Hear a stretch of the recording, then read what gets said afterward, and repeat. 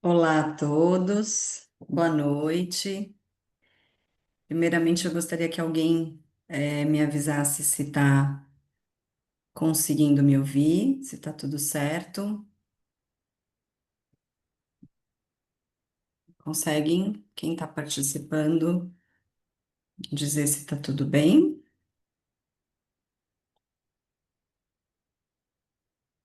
Ah, ok, muito obrigada. Perfeito, obrigada, obrigada.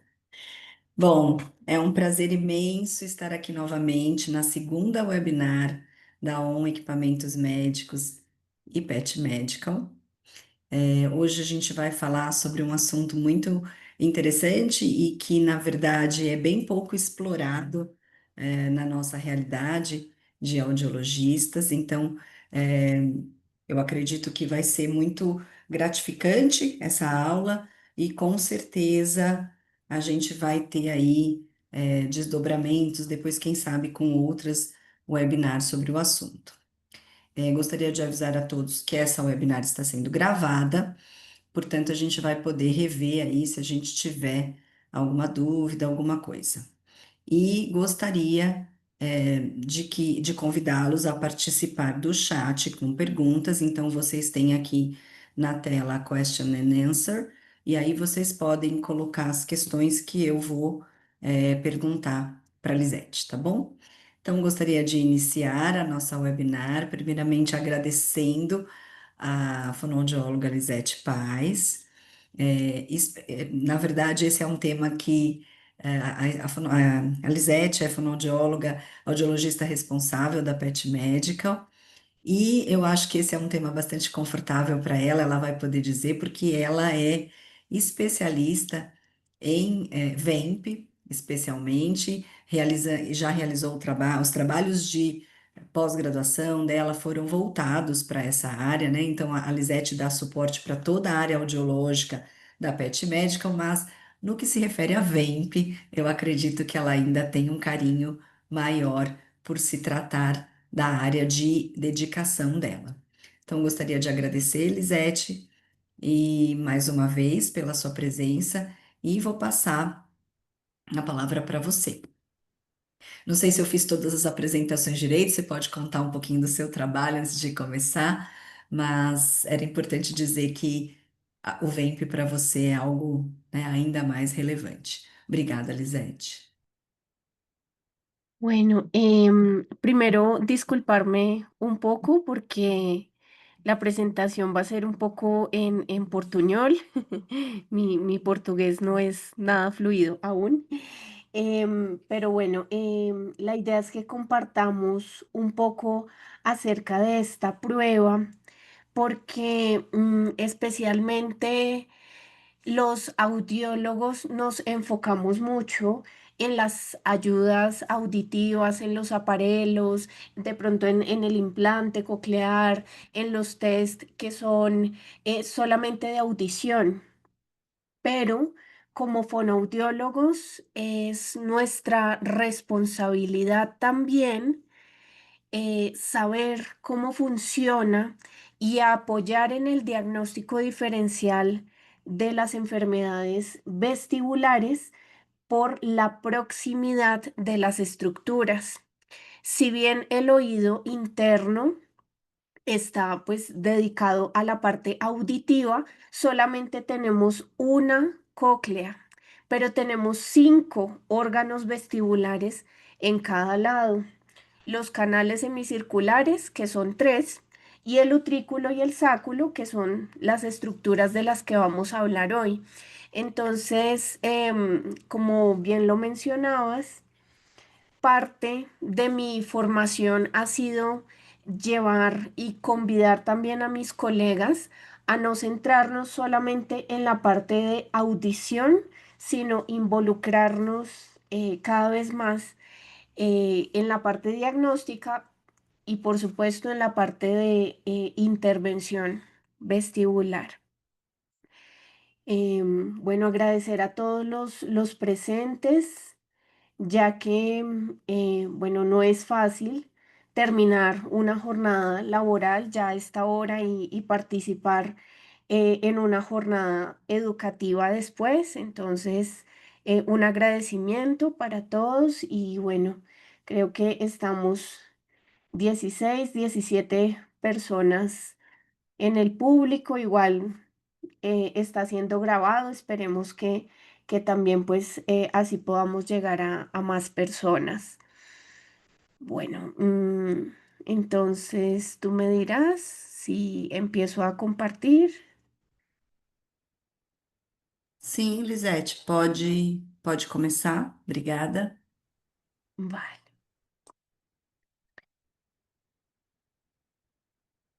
Mm.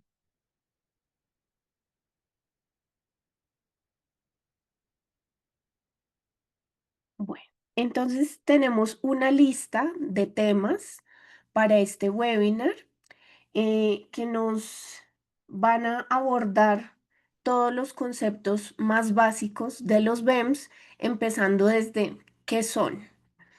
Entonces, para saber qué son los BEMS, vamos a empezar a separar cada una de las letras de esta sigla de BEMP y vamos a analizarlo. Entonces, la B corresponde a la palabra vestibular. Como les estaba diciendo hace un momento, en nuestro oído interno tenemos solamente un órgano auditivo, que es la cóclea, pero tenemos 5 órganos vestibulares: el utrículo, el sáculo y los 3 canales semicirculares. Entonces la V corresponde a una prueba vestibular.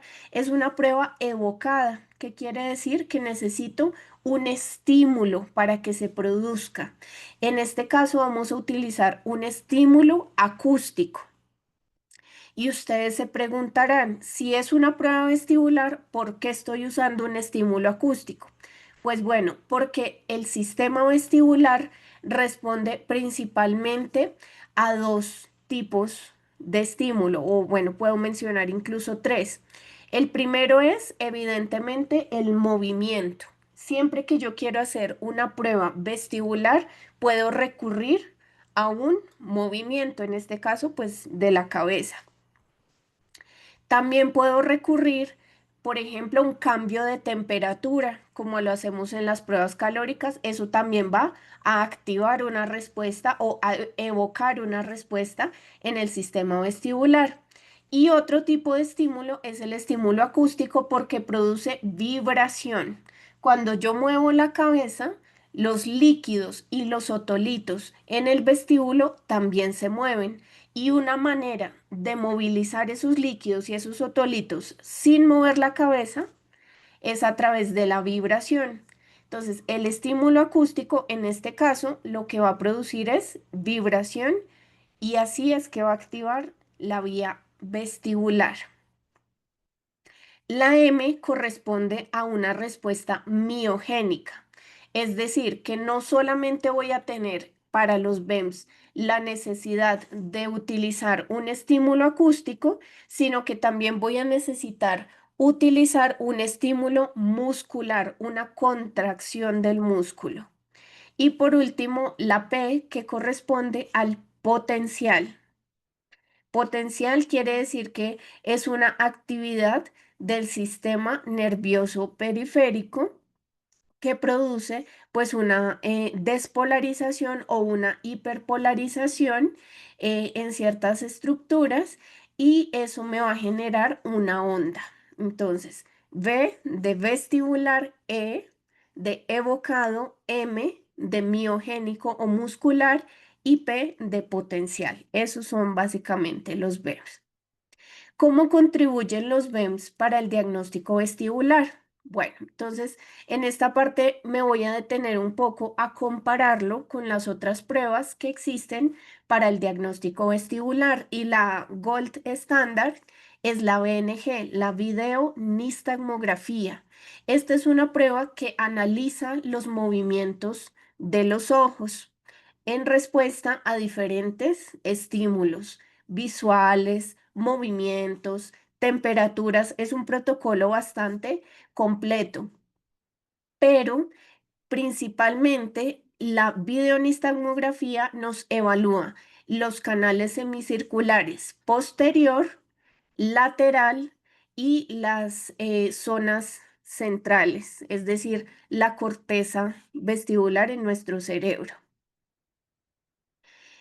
A diferencia, bueno, la videonistagmografía tiene algunas contraindicaciones o limitaciones. Por ejemplo, no se puede realizar en niños menores de 7 años.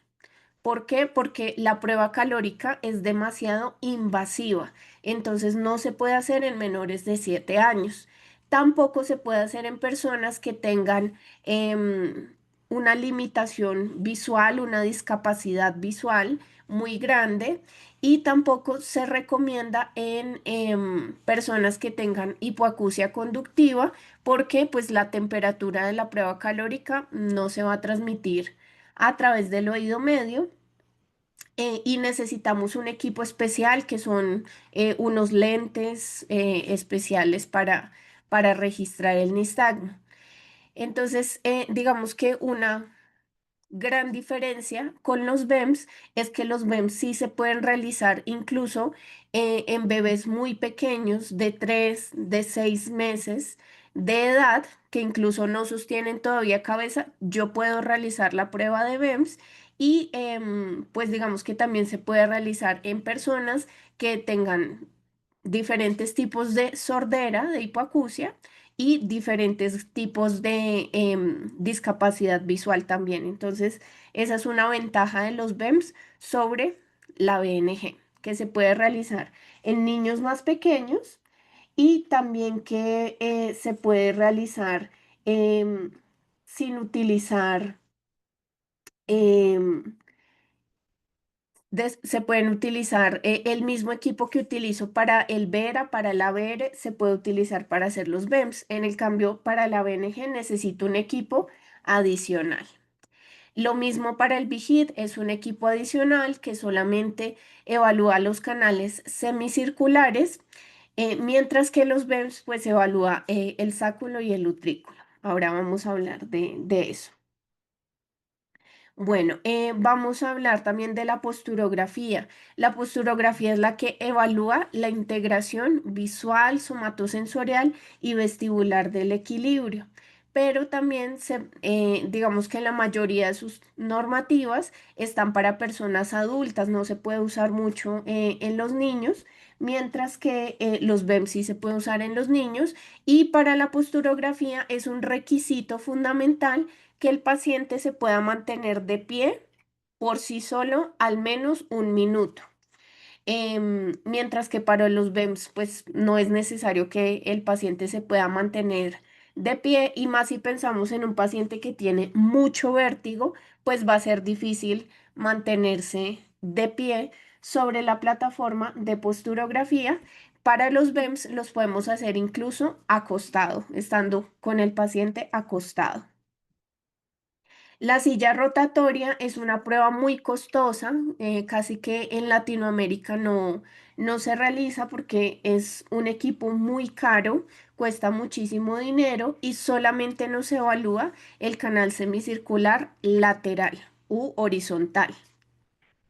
Mientras que los BEMS nos evalúan dos estructuras, el sáculo y el utrículo, y como les decía, se puede hacer con el mismo equipo que hacemos el VERA o los potenciales auditivos. Entonces digamos que económicamente también es más favorable.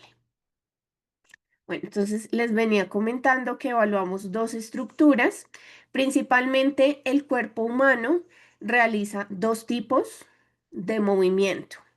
Un movimiento que se llama rotatorio o un movimiento que se llama angular, que son todas las partes que se giran, ¿cierto? Entonces, por ejemplo, girar la cabeza, eso es un movimiento angular. Pero también el cuerpo puede realizar movimientos que son rectos, que son lineales. En este caso, el utrículo se encarga de esas aceleraciones lineales en el plano horizontal, que es como cuando vamos caminando o cuando vamos en cualquier medio de transporte, en un auto, en un tren, en un barco, ¿sí? Todas las aceleraciones horizontales las procesa el utrículo, y las aceleraciones verticales, que la más común es cuando voy subiendo y bajando en el elevador, eso sería una aceleración vertical. Allí utilizamos la otra estructura que es el sáculo. Entonces, si ustedes ven todas las pruebas que mencioné antes, el BNG, el vigid, la posturografía, la silla rotatoria, se enfocan más en los canales semicirculares. Los BEMS se enfocan más en el utrículo y el sáculo, que son aquellos encargados de procesar las aceleraciones lineales, en este caso el utrículo, las aceleraciones horizontales y el sáculo, las aceleraciones verticales, como cuando voy en el elevador. Tenemos dos tipos de BEMS y esto es bien importante porque siempre me preguntan cuál de los dos debo hacer y la respuesta sería debería hacer los dos. Desde que el paciente no tenga contraindicación, yo debería hacer los dos para evaluar ambas estructuras. Es como cuando hago una audiometría y yo me preguntara si debo hacer la audiometría solo por la vía ósea o solo por la vía aérea. Pues la respuesta es, tengo que hacer las dos porque las dos me dan información complementaria. Entonces, básicamente vamos a empezar por los CBEMS, que son los BEMS cervicales.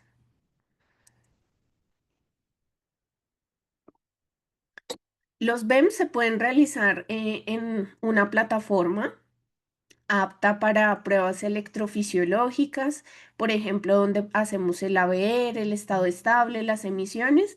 Allí mismo podemos hacer los BEMS y el módulo de BEMS tiene diferenciados los cervicales y los oculares. Entonces, en este caso, vamos a empezar hablando de los cervicales. ¿Qué necesito? Necesito sonidos de alta intensidad. Como les decía al principio, los BEM son respuestas evocadas por un estímulo que envío hacia el sistema vestibular. En este caso, necesito que ese estímulo produzca vibración en el sistema vestibular. Para que produzca vibración, no puedo usar un sonido muy pequeño. Necesito que el sonido sea de alta intensidad para que la vibración active el sistema de otolitos y de líquidos dentro del sistema vestibular. No importa que mi paciente sea sordo, no importa que mi paciente tenga una sordera muy grande, incluso estas pruebas se usan para candidatos antes y después del implante coclear.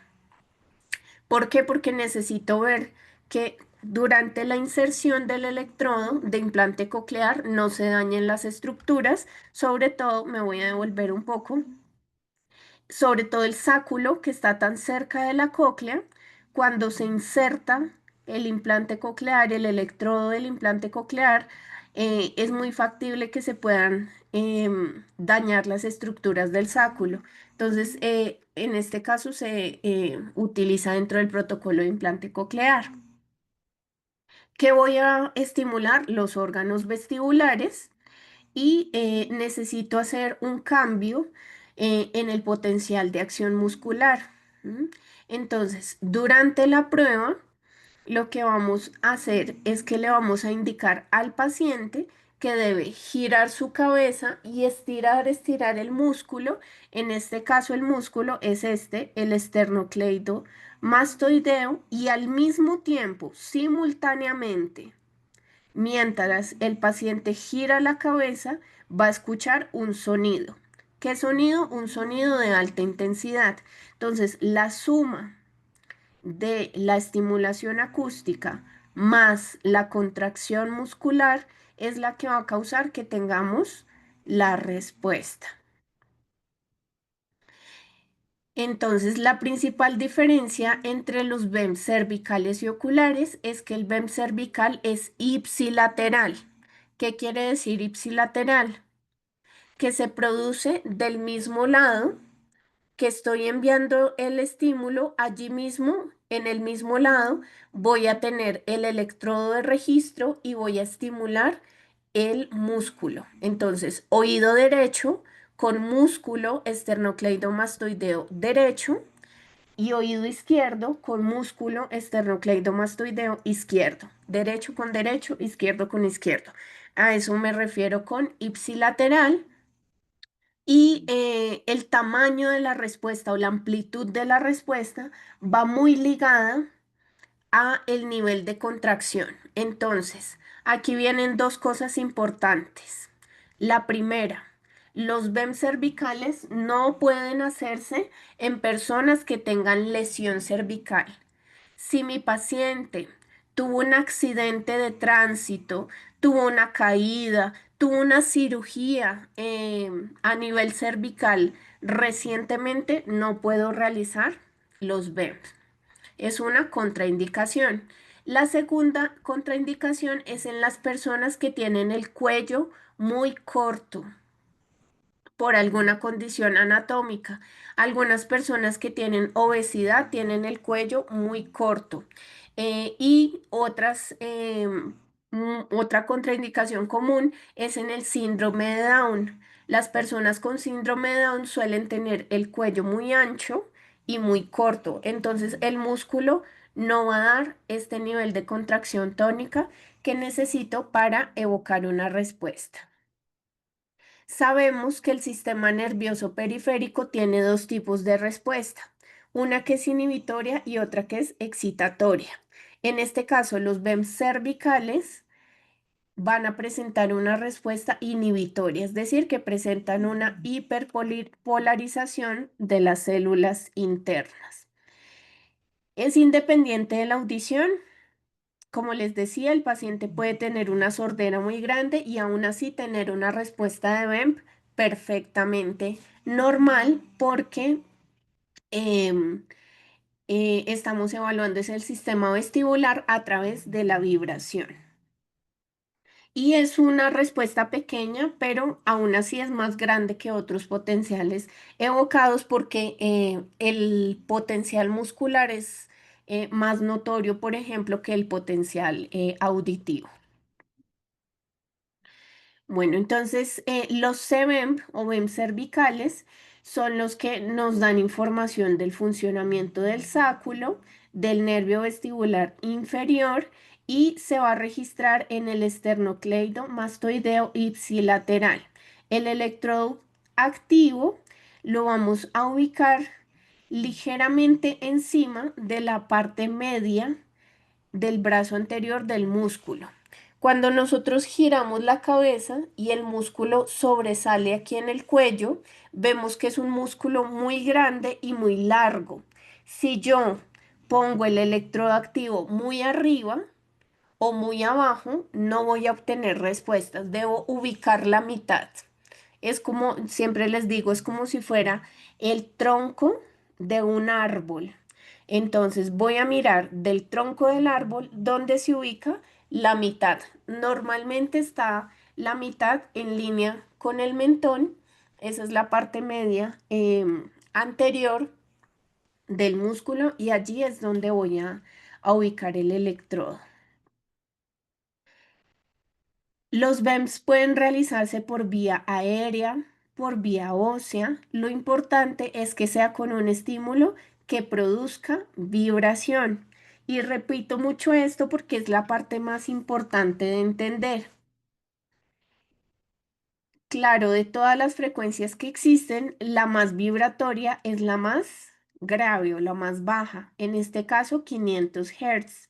Y lo voy a utilizar con una envolvente que se llama un tono burst, en este caso con una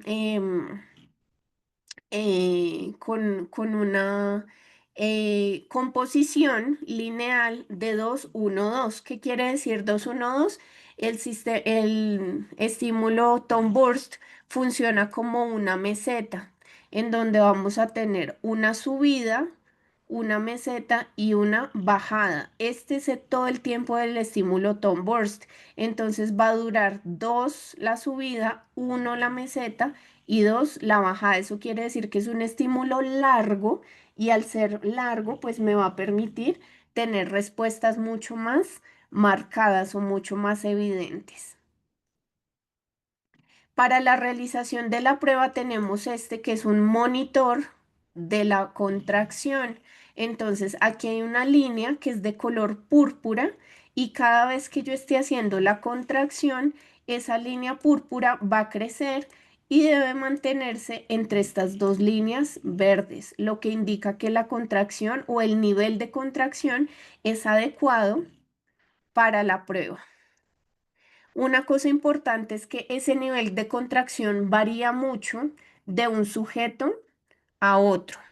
Entonces, no es lo mismo la contracción que puede hacer un niño de 6 meses, por ejemplo, que la contracción que puede hacer un adolescente o que puede hacer un hombre adulto o que puede hacer una mujer adulta o un adulto mayor de 80, 90 años. Entonces, el nivel de contracción varía mucho de sujeto a sujeto y eso también va a influir en la amplitud. Por eso yo no puedo comparar la amplitud, por ejemplo, de un niño con la de un adulto. Incluso es muy difícil o no sería objetivo comparar la amplitud de un hombre contra la amplitud de una mujer porque la fuerza muscular es diferente. Entonces, digamos que la amplitud es el criterio que vemos entre de un sujeto, mejor dicho, se dice de un sujeto, del mismo sujeto, entre su oído derecho y su oído izquierdo. O sea, yo, Lisette, puedo comparar mi lado derecho contra mi lado izquierdo, porque es una comparación de mí misma, pero yo no podría compararme con otras personas porque las condiciones musculares son muy diferentes. Incluso si vemos, por ejemplo, una mujer, dos mujeres que tienen la misma edad, también van a tener condiciones musculares diferentes, porque puede ser que una tenga mejor nutrición, que haga más ejercicio, mientras que la otra puede ser que tenga menor fuerza muscular. Entonces, la amplitud absoluta no es un criterio de comparar entre personas, sino más bien que se compara de un sujeto, su oído, su lado derecho, más contra su lado izquierdo. En la interpretación clínica, vamos a fijarnos bastante en la latencia. La latencia sí se mantiene prácticamente igual en todos los sujetos, sin importar la edad, y es que tenemos una parte positiva y una parte negativa. La parte positiva, más o menos en 13 milisegundos, y la parte negativa, más o menos en 23 milisegundos, positivo y negativo. Ahora vamos a hablar de los OBEMs o los BEMS oculares. Para los BEMS oculares, nuevamente necesito producir vibración en el sistema vestibular, para lo que voy a utilizar un sonido de alta intensidad. Puede ser por vía aérea, puede ser por vía ósea.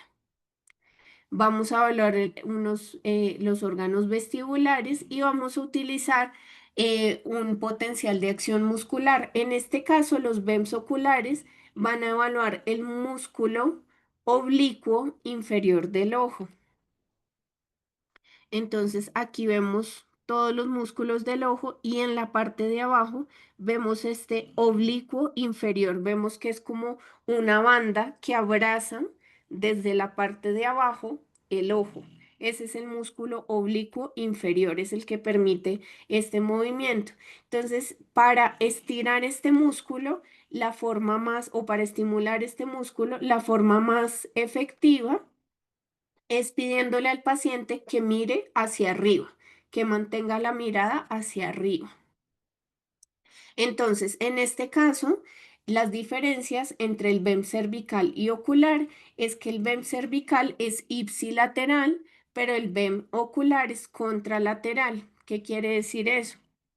Me voy a adelantar un poco. Y es que el electrodo activo lo voy a poner en el lado contrario del estímulo acústico.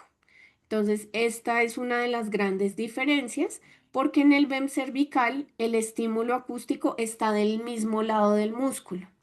En el BEM ocular tengo el sonido en el oído derecho, pero el electrodo en el ojo izquierdo. Y al revés, cuando tengo el sonido en el oído izquierdo, el electrodo va a estar en el ojo derecho, va a ser contralateral. Otra de las grandes diferencias es que los CBEM son una respuesta inhibitoria, pero los OBEM son una respuesta excitatoria que producen despolarización en el sistema. También son independientes de la audición y pues incluso son mucho más pequeños que los cervicales. Entonces, los OBEMs van a registrar los potenciales del músculo oblicuo inferior, va a evaluar la función del utrículo, los nervios vestibulares superiores y se va a registrar de forma contralateral. Los OEMs van a tener primero la parte negativa y después la parte positiva. La parte negativa está más o menos en 10 milisegundos y la parte positiva está más o menos en 15 milisegundos. Entonces quiero que presten mucha atención. Aquí está primero negativo y después positivo. Voy a regresar a los CEVEMs y en los CEVEMs teníamos primero lo positivo y después lo negativo. Ven que son totalmente inversos. Entonces, digamos que aunque son dos pruebas complementarias, vemos que tienen bastantes diferencias el uno del otro. Entonces, ¿qué es lo más importante que voy a ver en los dos BEMS, en el O y en el C? Las latencias. Porque un desplazamiento de la latencia, al igual que en el VERA, quiere decir que hay algo que no permite el paso correcto de la señal. En este caso, puede ser un schwannoma, puede ser un tumor, puede ser incluso un colesteatoma, algo que no está permitiendo que la transmisión de la vibración llegue correctamente al vestíbulo. Vamos a ver el limiar. El limiar es muy importante porque solamente el BEM debería estar presente a muy alta intensidad, o sea, eso es lo normal en sujetos normales. Con una baja intensidad, con un sonido bajo, no deberíamos tener respuesta de BEM y la simetría de la amplitud, que era lo que les decía. Yo no me puedo comparar con otros sujetos. Incluso si son mujeres de mi misma edad, yo no puedo comparar mi amplitud porque mis músculos son muy diferentes. Lo que yo sí puedo medir de la amplitud es mi comparación o mi asimetría, qué tan parecido es mi lado derecho con mi lado izquierdo. Y a eso se refiere esta simetría de la amplitud. Y por supuesto la presencia o ausencia. Si yo tengo, como les decía, un paciente con implante coclear, antes del implante le hice los BEMS y salían las curvas, pero después de la cirugía ya no hay ninguna curva. Algo malo pasó en la cirugía que dañó el sistema y pues ya hay ausencia de respuestas. Entonces, aquí hay un pequeño resumen, me voy a detener aquí un poco porque este es bien interesante, son como las tres situaciones que más se presentan en los BEMS y son los lineares reducidos, es decir, que con un sonido bajo haya respuesta de BEMS, eso no debería pasar, como dice acá, puede ser una hipersensibilidad o cualquiera de estas otras patologías, que las latencias estén aumentadas o que los potenciales estén ausentes o demasiado disminuidos. Entonces, estos son como las principales em, patologías que corresponden a estas anomalías de los BEMS. Aquí hay un ejemplo de una dehiscencia del canal semicircular superior, en donde pues hay una falla o una ruptura en el hueso que recubre el canal semicircular. Entonces, en este caso tenemos un oído derecho con respuestas muy pequeñas, pero un oído izquierdo con respuestas muy grandes. Si estuviéramos viendo un potencial auditivo, como un Vera, por ejemplo, diríamos pues el oído malo o el oído afectado es el derecho, ¿cierto? Porque las respuestas son muy pequeñas, pero no, en este caso es todo lo contrario. En este caso, las respuestas exageradamente grandes del oído izquierdo nos indican que hay una hipersensibilidad. Entonces, en este caso, el paciente, donde tiene una lesión vestibular, es en su lado izquierdo. Y bueno, básicamente eso es como las generalidades de los BEMS. No sé si tienen alguna duda, alguna pregunta, si nos devolvemos alguna de las partes en especial y profundizamos en la técnica o en la interpretación de la prueba. Lisete, Ujú. obrigada. Eu tenho uma pergunta. Na verdade, eu vou esperar ver se dá, vou dar um tempinho aqui para as pessoas fazerem algumas perguntas. É, eu te confesso que não é da minha prática clínica, eu realmente não tenho tanta experiência com exames vestibulares, é aquilo que você comentou no início, né? O audiologista muitas vezes se preocupa tanto com o órgão auditivo e esquece de avaliar, o labirinto, que é tão essencial. Ahn, Me fala uma coisa, Lisete, como ele deve se apresentar, por exemplo, como é que ele vai me auxiliar num diagnóstico diferencial? Vou dar um exemplo que eu fiquei pensando de uma doença de Meniere, por exemplo, e uma vestibulopatia bilateral. Como que o VEMP pode me auxiliar nesse caso?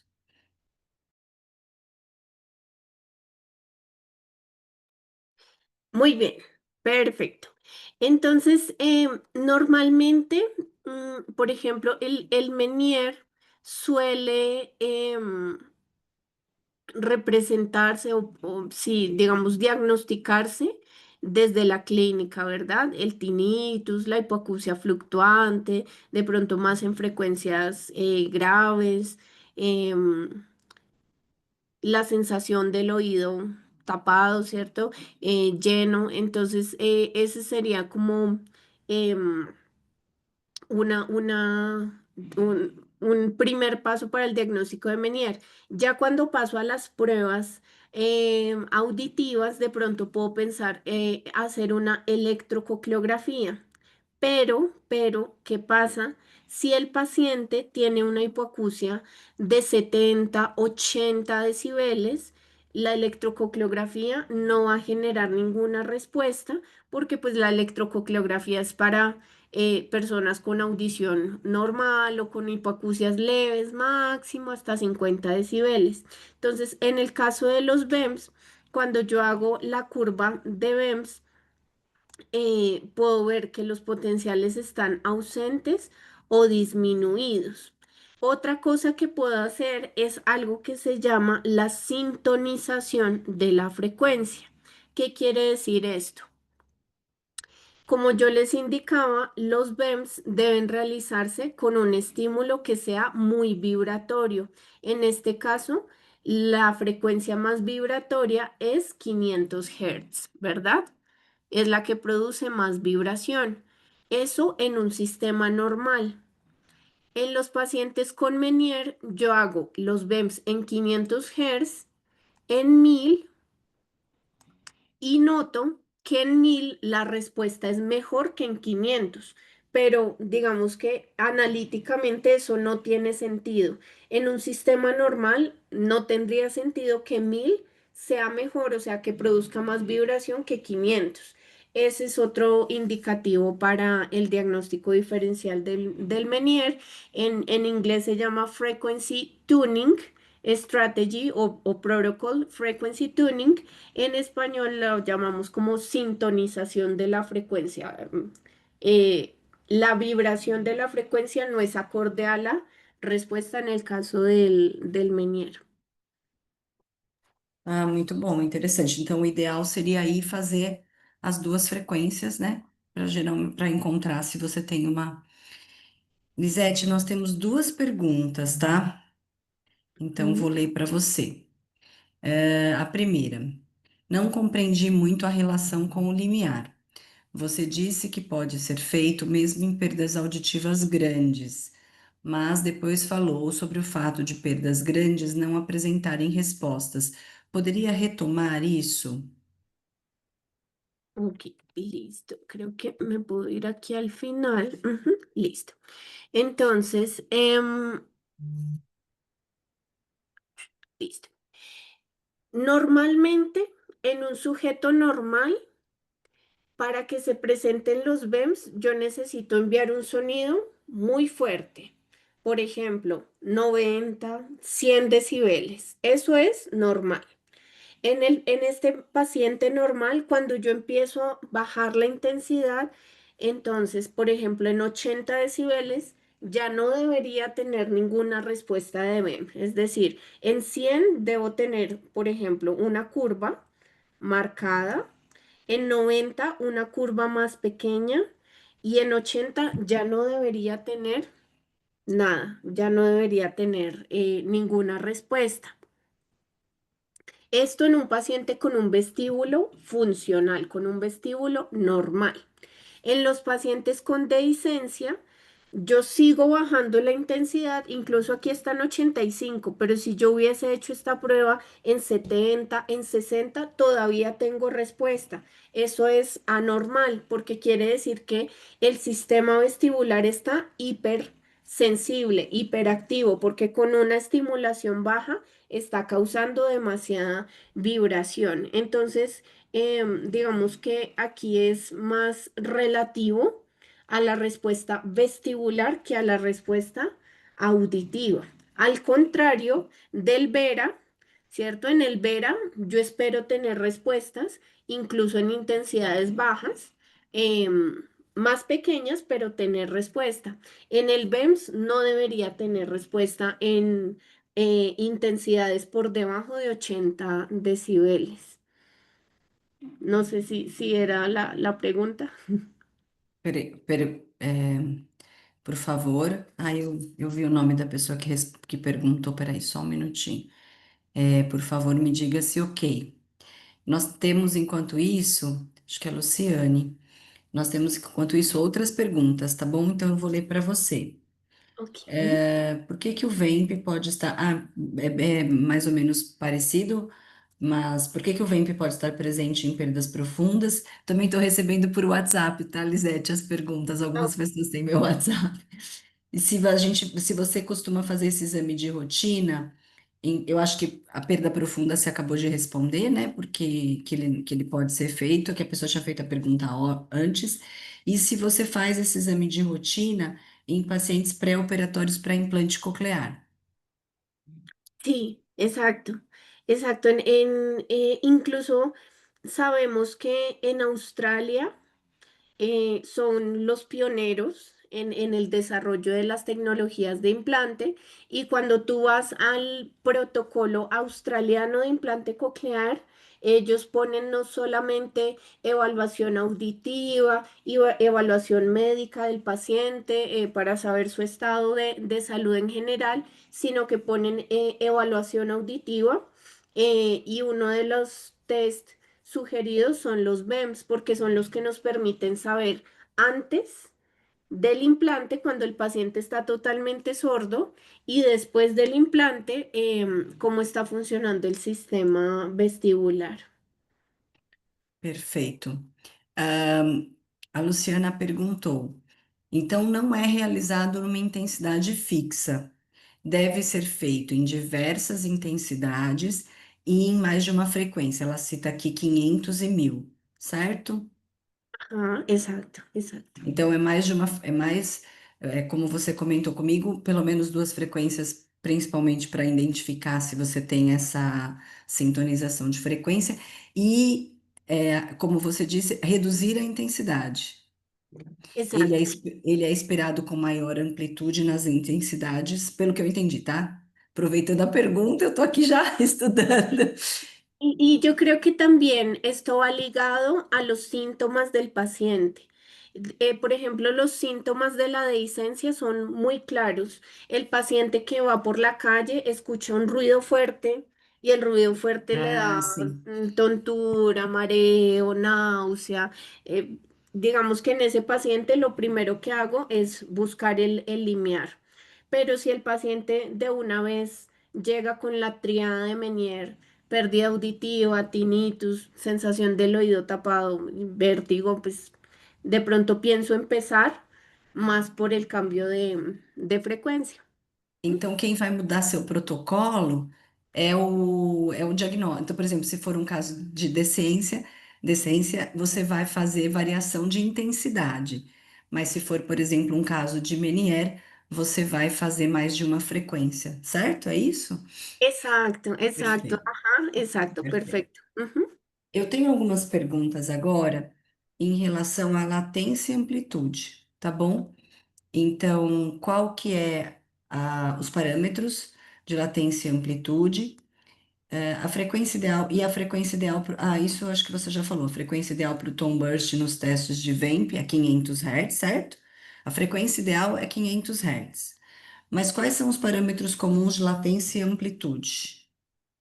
Ok, vale. Digamos que sí hay algunas publicaciones que nos hablan de las amplitudes, pero son rangos demasiado amplios, por lo que Uhum. les comentaba que es muy diferente la amplitud de una persona, no sé, supongamos un jugador de rugby profesional que tiene muchísima masa muscular va a tener una respuesta muy diferente a un niño de 6 meses que le vamos a hacer el implante coclear. Son dos músculos muy diferentes, entonces no es fácil tener amplitudes como estándar. Entonces, el principal parámetro de amplitud es más bien comparar dentro del mismo sujeto su lado derecho con su lado Ah, sim. izquierdo y aplicar esta fórmula que se llama la fórmula de Yonkis, que incluso el equipo lo hace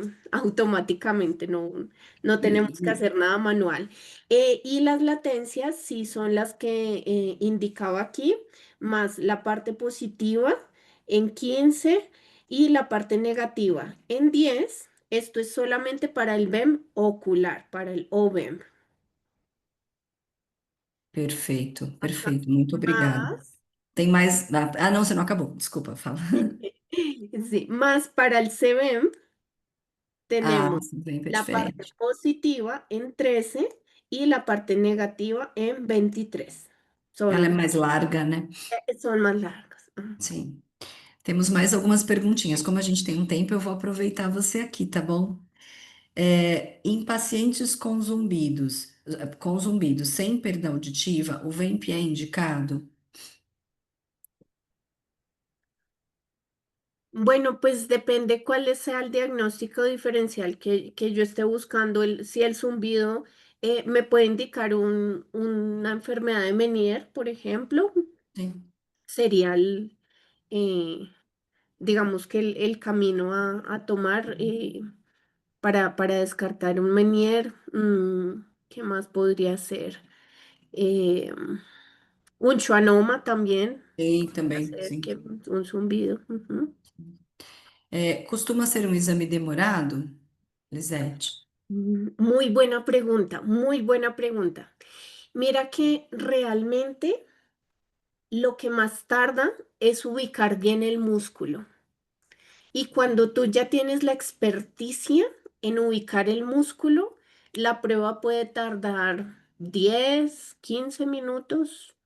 Es bastante sencilla, porque además el paciente se cansa, especialmente en el BEM cervical, que debe hacer presión en el músculo, girando la cabeza fuerte, fuerte, fuerte.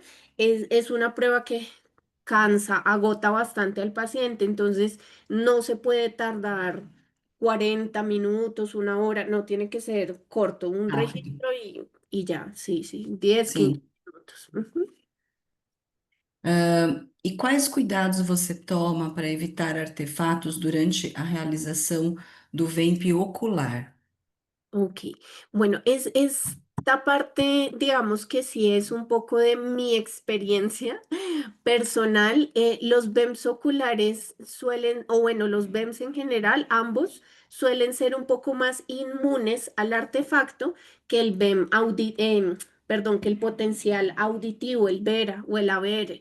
En un VERA, si el paciente de pronto parpadea fuerte, si de pronto se mueve un poquitito, ya la respuesta se daña por completo.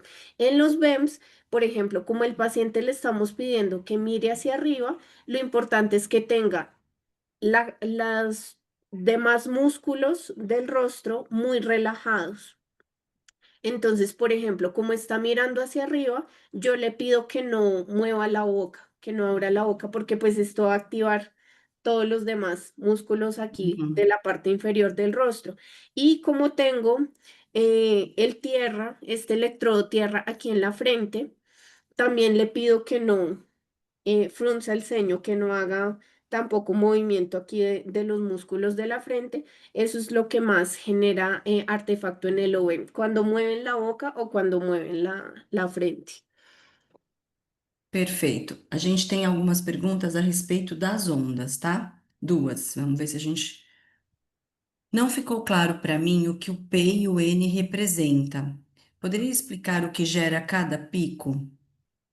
Ok, bueno, digamos que estamos muy acostumbrados a que en los BEMS auditivos cada onda corresponde a una estructura, ¿cierto? Entonces, la onda uno es más o menos de la cóclea, la parte más distal del nervio auditivo, la onda 3 hacia el complejo olivar superior, la onda 5 hacia el colículo inferior. Estamos muy acostumbrados como a esa visión de que cada onda representa una estructura. Digamos que en los BEMS es algo mucho más general porque el sáculo y el utrículo son estructuras mucho más, como dijera yo, como más, menos sofisticadas que É a la via auditiva. receptiva, exacto, que la vía auditiva. Entonces, el N1 y el P1 realmente lo que representan es esto,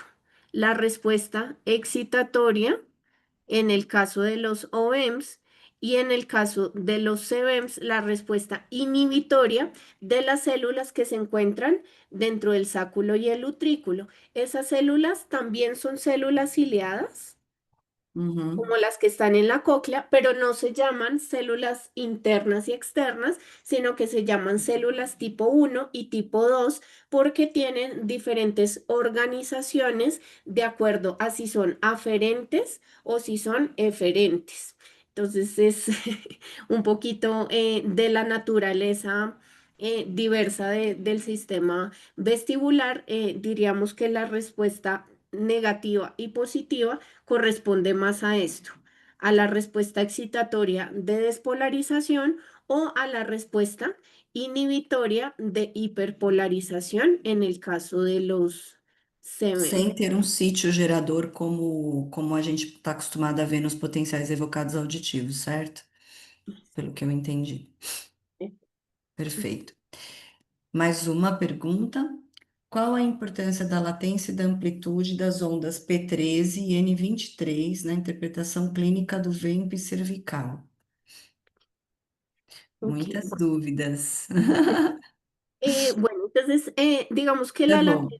sí, la latencia es importante porque es la que me indica cuánto tiempo tarda en que yo envíe un estímulo y ese estímulo genere una respuesta, ¿verdad? Entonces yo envío un estímulo y a los 13 milisegundos viene la primera respuesta, que es la parte positiva, y a los 23 segundos viene la segunda respuesta, que es la parte negativa. Negativo. Entonces, digamos que la latencia me indica que el estímulo está viajando correctamente por esta vía vestibular. Si tengo un aumento en la latencia, significa que hay algún tipo de obstáculo, hay algún problema que no está permitiendo que el estímulo recorra este camino de forma adecuada. ¿Cuál puede ser el obstáculo? Entonces nos vamos un poquito aquí al final. Entonces ese obstáculo puede ser por ejemplo, un schwannoma. Uhum. Puede ser un desplazamiento de los otolitos que está interrumpiendo el paso de la Ah, señal, perfeito. un BPPB, puede ser una desmielinización que puede ser causada por una esclerosis o por un Guillain-Barré. Entonces, digamos que lo que me está indicando la latencia aumentada es que algo no está permitiendo que la señal vibratoria llegue correctamente al vestíbulo. Eso en primer lugar. Y la amplitud, eh, pues como lo venía diciendo, realmente la amplitud va muy ligada a la función muscular. Entonces, si yo tengo un paciente, por ejemplo, ¿qué voy a decir yo? Con una miastenia gravis, o sea, con algo que realmente compromete su función muscular, allí es donde voy a ver realmente dificultades de la amplitud. Perfeito. Temos três perguntas, tá? Aí depois a gente encerra, combinado? Tadinha, Lisete, tem muitas perguntas. Isso é muito bom, muito bom. A gente percebe que é um tema que gera aí muitas questões dos audiologistas. Então vamos lá. Já existe protocolo para indicação de venpe cervical em bebês ou crianças pequenas com perdas auditivas, como, por exemplo, uma triagem por alteração vestibular congênita? Esta pregunta está bastante buena. Claro, claro, totalmente. Si yo tengo una crianza y lo voy a utilizar como una prueba de triage, solamente evaluaría, bueno, o el primer parámetro que evaluaría más bien es presencia o ausencia de la respuesta, ¿verdad? Sim, Igual perfeito. como hacemos el triaje neonatal y hacemos, por ejemplo, unas emisiones que buscamos Uhum, presente o ausente. Ese es usualmente el primer parámetro que yo veo en un triaje. Y ya lo segundo que vería podría ser tal vez la latencia. El sim, limiar no, porque el limiar ya sería un procedimiento más diagnóstico. Entonces yo diría que para triaje lo principal sería presencia o ausencia de la respuesta y si perfeito. acaso podría llegar a ver la latencia. Perfeito. Pensando no VEMP ocular, em paciente que tem comprometimento de algum par craniano, pode comprometer? E em pacientes com estrabismo, tem alguma restrição? Mm. Sí, justo estuve leyendo un artículo hace poco que hablaba de las contraindicaciones de los OVEMP y decía que en la gran mayoría de pacientes, aún con deficiencias visuales muy severas, se alcanzaban a registrar buenas respuestas de VEMPs. Entonces, tiene que ser, digamos, una parálisis facial o una parálisis ocular demasiado severa para que comprometa los BEMS, pero normalmente, É incluso en possível. pacientes con lesiones neurológicas bastante severas, sí se alcanzan a registrar Mas los com uma OVEMS. paralisia facial severa, você poderia ter comprometimento da resposta, então. Exacto. Sim. Ujú. Última pergunta, para a gente não passar aqui do tempo previsto. Em VPPB recorrente, o VEMP ocular se comporta como? Ok. Bueno, esto es bien importante. Creo que me voy a devolver primero un poquito al tema anatómico para que lo veamos desde acá.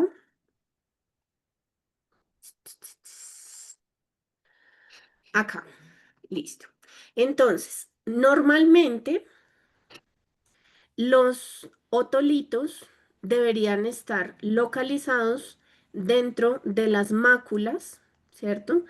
De Uhum, el utrículo y el sáculo.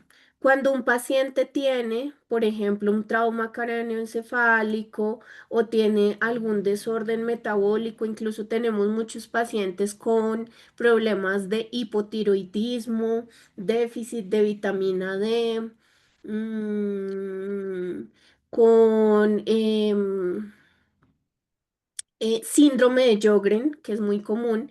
Este tipo de desórdenes metabólicos causan que la membrana autolítica se adelgace. Entonces, cuando la membrana otolítica se adelgaza, se desprende y ya no se quedan los otolitos dentro de la mácula, sino que se van a viajar aquí a los canales semicirculares. Por cercanía, lo normal que pasa es que los otolitos del utrículo se salgan y se vayan a viajar al canal posterior o al canal lateral. Por eso cuando nos Uhum. damos la vuelta en la cama es que nos da el mareo. Entonces, lo normal es que los otolitos del utrículo sean los que se desprenden, no los del sáculo. Es raro que se salgan porque está muy lejos el sáculo. El sáculo está cerca de la cóclea. Cerca de los canales semicirculares está el utrículo. Por eso, la prueba pues más indicada es la que evalúa el utrículo, que es el Uhum. OEMP. ¿M? Entonces, Certo. eso como primera medida. Entonces, ¿qué esperaríamos que pase aquí? Ahora sí me voy al final. Entonces, al migrar los otolitos desde el utrículo hacia los canales cervicales, pues el utrículo va a perder peso, porque pues ya no tiene estos depósitos de calcio y lo que vamos a ver son lineares muy reducidos, es decir, que a bajas intensidades hay una respuesta muy marcada de los BEMS, pero también vamos a ver latencias aumentadas porque empieza a haber incluso, no recuerdo la palabra en español, pero en inglés es clutch, un clutch de otolitos que es como una masa, se hacen como una masa los Como se otolitos, juntassem todos. sí, se compactan. Aglutinados. Eles ficassem aglutinados. Sei lá. Exacto, se aglutinan los otolitos eh, y no permiten la circulación adecuada de la endolinfa dentro del canal. Entonces, muchas veces por eso es un poco raro, pero puede pasar cuando hacemos maniobras de BPPV, tenemos que hacer un poquito esto o incluso poner vibración. Aquí ponemos vibración para que ese aglutinamiento se despeje, pero es Reduzem. algo común que puede pasar sobre todo cuando han tenido trauma craneoencefálico, que se van todos los otolitos juntos. Perfeito, perfeito. Muito bom, Lisete, muito bom.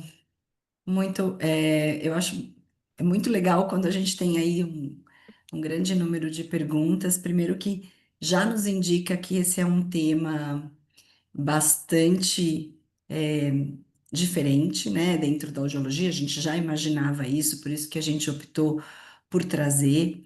É algo que os audiologistas ainda não fazem de rotina, até por acharem que é um pouco mais complexo. Então, acho que foi bem importante, a sua aula, com muitas perguntas. Isso é o que a gente gosta de fazer, né? Responder pergunta é sinal que tá tudo bem. Quando ninguém perguntar nada, a gente fica preocupado, né, Lisete? Mas se tem pergunta, é sinal que a aula é importante e que a gente está fazendo alguma diferença. Eu queria, Lisete, que você contasse um pouquinho, só para a gente finalizar, de quais as facilidades que o equipamento, que o Sentiero traz para a realização do VEMP. Ok. Bueno, entonces la primera facilidad que me gusta del Sentiero es que es un equipo portátil. Entonces, como estamos hablando que los pacientes con vértigo, pues realmente tienen una gran incapacidad, muchos de ellos no quieren salir de su casa, ellos no se quieren mover porque todo el tiempo tienen mareo, tienen náusea, vómito. Entonces, al ser un equipo portátil, el Sentiero me va a permitir hacer las pruebas de forma domiciliaria. Eso para un paciente Olha por... só que massa. A gente já incluiu na nossa rotina os potenciais evocados domiciliares, mas você sabia que eu nunca tinha pensado em oferecer o VEMP domiciliar, porque Claro, realmente são pacientes que têm dificuldade de locomoção. claro. Muito legal. Incluso es un riesgo para ellos salir de casa Uhum. porque se pueden accidentar, una Sim. caída es muy peligroso, entonces podemos hacer el procedimiento domiciliar porque es una plataforma portátil. Lo segundo que me gusta mucho es la posibilidad de los protocolos. Entonces, como hablábamos ahorita, yo en un sentiero rápidamente puedo pasar de un protocolo lineal a un protocolo multifrecuencia, tengo los CVEM, los OVEM en una misma plataforma. Como el sentiero me permite tener audiometría, vera, incluso hasta pruebas de oído medio, puedo hacer toda la evaluación del paciente de forma domiciliaria sin necesitar dos, tres equipos, que era lo que Uhum. también les comentaba de las otras pruebas. Una ONG yo no la puedo hacer domiciliar porque necesito los lentes especiales, una posturografía menos porque es un equipo mucho más grande, mucho más difícil de llevar. Entonces, Perfeito. yo pienso que esa es una de las principales ventajas. Y ya digamos en términos de aprendizaje, me gusta mucho para las personas que tal vez no tienen mucha experiencia en el área, porque siempre que yo voy a empezar una prueba, él me muestra un pequeño instructivo. Y esto pues es bastante favorable porque todo el tiempo me muestra dónde debo poner los electrodos y dónde debo poner el sonido, que tal vez en los CVEM pues es muy obvio porque es una prueba ipsilateral, pero en los OVEM es un poquito más complejo y él siempre me va a mostrar el montaje contralateral. Entonces, Ah, sim. para una persona que esté hasta ahora aprendiendo, la verdad que es como tener todo el tiempo una guía rápida en la mano. Perfeito, perfeito. É bom, né? Ter um equipamento portátil que faça tudo, um equipamento tão pequeno, tão fácil de manusear, é sem dúvida nenhuma uma grande vantagem. Exacto. Lisete, mais uma vez, eu queria super agradecer, foi uma delícia de aula. Eu mesmo que não faço vape na minha rotina, fiquei encantada, confesso que a gente tem tentado incluir aí na rotina da clínica, e esse é mais um motivo para trazer com essas diversas indicações, com os diversos pacientes, e gostei aí da sugestão do VEMP domiciliar, porque já está na nossa rotina o potencial evocado auditivo domiciliar, por conta do sentiero, né? O sentiero nos permite essa realização, mas a gente não tinha ainda visualizado a possibilidade de realizar o VEMP. Realmente vai favorecer bastante. Bom, então, mais uma vez, obrigada. Gostaria de agradecer a todos que participaram. Essa aula vai ter um link, ela vai para o YouTube depois. Então, se você não segue o nosso YouTube da ON Aparelhos Auditivos, da ON Equipamentos Médicos, eu vou pedir para que vocês sigam, porque sempre a gente tem novidade lá, a gente tem as aulas. Nós pretendemos realizar outras palestras, outras webinars com outros temas relevantes. Essa foi é uma webinar solicitada, então, se você tiver uma sugestão de alguma aula que a gente possa trazer do equipamento, vai ser um super prazer a gente preparar, chamar alguém para vir conversar conosco, tá? Então, a gente está à disposição. E vou encerrar. Lisete, obrigada, viu, querida? Mais uma vez. A Lisete está longe, tá com uma chuva, né, Lisete? Ficamos, ficamos preocupadas que ela tivesse problema de internet, mas olha só, deu tudo certo. Tudo perfeito. Certo? Obrigada, obrigada a todos. Lisete, obrigada. Boa noite para todos. Obrigada. Obrigada. Chao. Obrigada, beijos. Tchau, tchau.